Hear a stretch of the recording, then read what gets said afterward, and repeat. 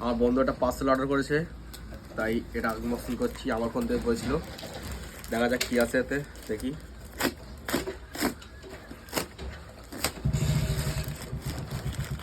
পার্সেলটা তো খুবই কম, 300 টাকা দাম। এটা ফেললে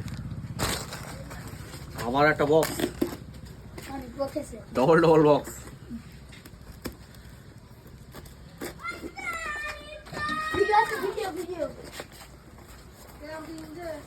আচ্ছা আচ্ছা, খুব ভালো খুব ভালো। এই হচ্ছে হেডফোন, এই হচ্ছে বক্স।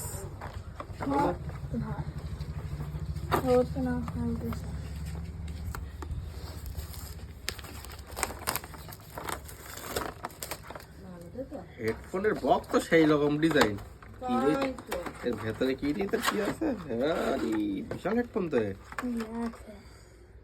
ও তো লুক কি আলাদা তো।